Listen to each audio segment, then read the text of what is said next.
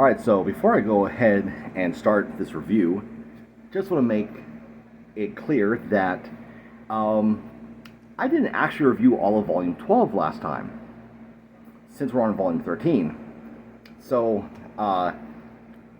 there were 5 chapters out of the, I want to say, 9 chapters or 8 chapters of the immigration arc that I did not know that were part of Volume 12. I thought Volume 12 was just simply the Middle East conflict, and that was it. Granted, I did kind of feel that the volume itself was a bit short, but sometimes, volumes are like that. Some are shorter than others. Although I should have paid attention to the page count, because it does have the page count for the actual volume. It doesn't revert back to page 1 each single time. The page counter is at the bottom of each single page. So that's just my fault. Now, let's get into it, okay?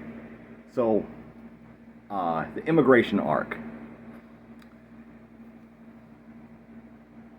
So a bunch of people from the future come to the past, or the present, which the present in this, series is somewhere in like the 1950s, 1960s, around that time frame.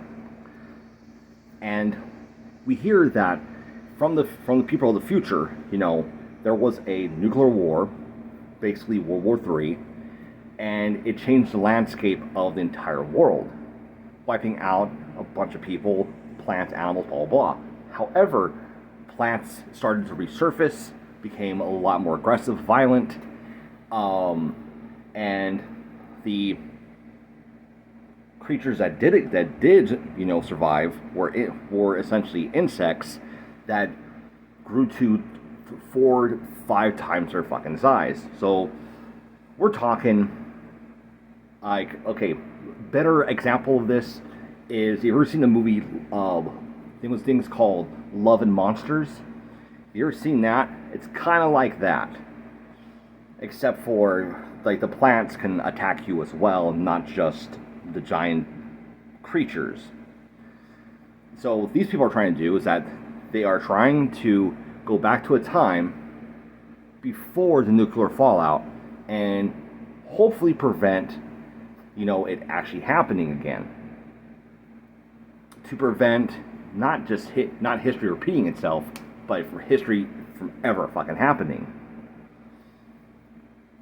And their plan at first is to basically infiltrate into society.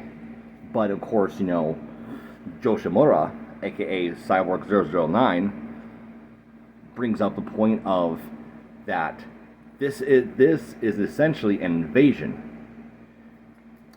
Because, there's going to be a bunch of them coming from the future to the past and basically trying to take over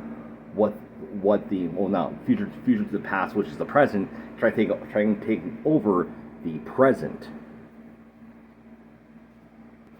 While reading this arc and the arc afterwards, I couldn't help but feel that Shotaro Ishinomori was essentially giving a social commentary on dangers of nuclear war, as well as the dangers of, you sound fucked up, but dangers of immigration that's not through legal channels. Although I could be very wrong about this. Plus, this story and the story afterwards, I also had to get the feeling that he wanted the characters to solve their problems diplomatically and not solve them just by pure strength. Because the way that Yoshimura talks to, I can't remember the guy's name, it's like the captain or the commander or whatever. He doesn't have an actual name, just has like this title as his actual name. The way he talks to him and the way he talks to this lady in the second story of this volume, it's very reminiscent for me for the quote-unquote Takano Jutsu from Naruto. And I say this because, yeah, as you know, after Naruto defeats his enemies, he tries to have a discussion with them to see just where they come from. And this makes me feel that Masashi Kishimoto might have got this from Shotaro Ishinomori. Now, although Yoshimura is present in both the immigration arc as well as the, I'm probably going to say this wrong, but the Lorelei song arc. He's present in both of those, of course, because he is the titular character. However, it does not mean that others don't get the limelight. In the immigration arc, there's a lot more focus on Great Britain, as well as Chan Changu, or Chan Chanku. I think that's how you say his name. I'm probably butchering it. Whatever. And in the Lorelei arc, you have Albert Heinrich. And the whole point of the Lorelei arc is to show that hatred only brews more hatred, and it creates a never-ending cycle. You know, there's mention in the arc itself. It's about like 4 chapters long, or 3 chapters. It's very, very short. But in the arc itself, Yoshimura brings up that, you know, instead of getting mad at the people that have wronged you, how about getting mad at the superstitions that have swayed their hearts into doing what they did? Because a lot of times people, you know, if they can actually understand what's going on, they're not going to do, they're not going to go through these heinous courses. Okay, they're not going to just pick up pitchforks and fire and whatever and put all their blame onto one entity.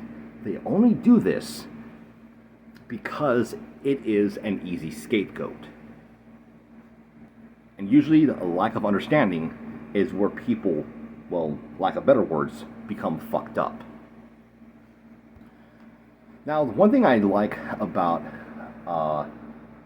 post-original ending Cyborg 009 is the fact that Shotaro Ishinomori, he gives all of his characters much more spot.